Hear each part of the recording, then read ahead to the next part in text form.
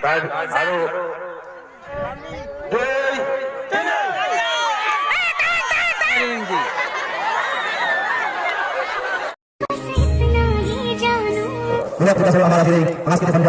মোৰ অসমবাসী ৰাইজ মই দীপালী আপোনালোকে চাই আছে বৰিটো চাই গলে আছে আৰু দীপালীটো আজি ভণ্টি মই তিনিওজনী লগ খাই এটা বিশেষ জেগাত আহিছোঁ আমাৰ গাঁৱত হৈ আছে। তো গাইজ আমাৰ গাঁৱত অনুষ্ঠিত হৈছে এদিনীয়া কাৰ্যসূচীৰে ভোগালী বিহু উৎসৱ আৰু এয়া আমি আহি পালোঁ গেটৰ সন্মুখত আৰু এতিয়া প্ৰথম পৰ্যায় হ'ব আমাৰ মেজি প্ৰজ্বলন।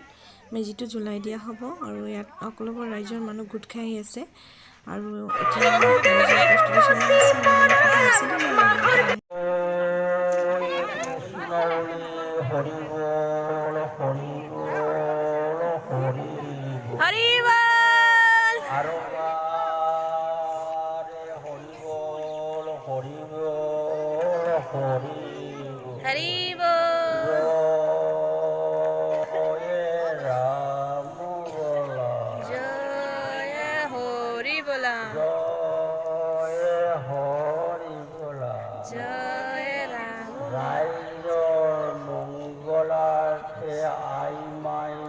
বান্ধৱসকলে কি বোলে আৰু কি বোলে আৰু কি বোলে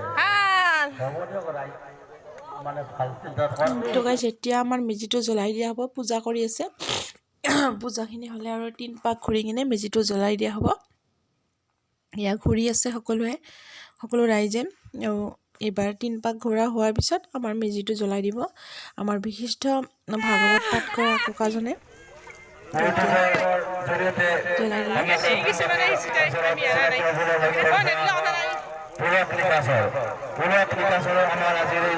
সাংস্কৃতিক সন্ধিয়া আমি অনুষ্ঠিত কৰিম। গতিকে সমূহ ৰাইজক এই অনুষ্ঠানসমূহত অংশগ্ৰহণ কৰি কমিটিৰ তৰফৰ পৰা ধন্যবাদ। মেজি জ্বলি আছে। গতিকে ভেকচিন প্ৰতিযোগিতা যিহেতু অনুষ্ঠিত কৰিম, সকলোকে তেওঁলোকে এই অনুষ্ঠানত অংশগ্ৰহণ কৰিবলৈ আৰু তেওঁলোকৰ নামসমূহ আমাৰ কমিটিৰ শ্ৰী গুণজিৎ দাসৰ হাতত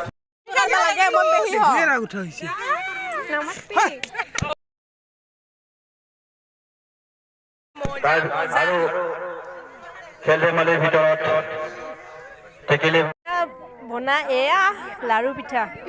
লাৰুটো টান হৈছে নে ধুনীয়া হৈছে নে? কিন্তু পিঠাখন অলপমান হৈছে আৰু কেনে খাইছা? মজা একদম বঢ়িয়া। স্মৃতি তৰ্পণ, যিহেতু এটা দাদা আছিল ইয়াত এক্সিডেণ্ট হৈ মৰিছিল, তাৰ কাৰণে স্মৃতি তৰ্পণ অনুষ্ঠান চলি আছে আৰু এইফালে হ'ব পতাকা উত্তোলন। ফুলম গামোচাৰে সম্ভাষণ জনাবলৈ তৰালী দাসক মই অনুৰোধ জনাইছোঁ। তৰালী মোক যে কবিতা কৈছে কবিতা দাস তৰালী দাসক ধন্যবাদ জনাইছোঁ। এয়া আমাৰ তৰালী দাস সম্বৰ্ধনা জনাই আহিলে। তালি চালিও নাই। তুলিকা দাসক ধন্যবাদ জনাইছোঁ আৰু এয়া তুলিকা দাস সহযোগ কৰাৰ বাবে ভৱেশ নাথ অথৰ্ব দাসক মই সহযোগ কৰি দিয়াৰ বাবে অনুৰোধ জনাইছোঁ।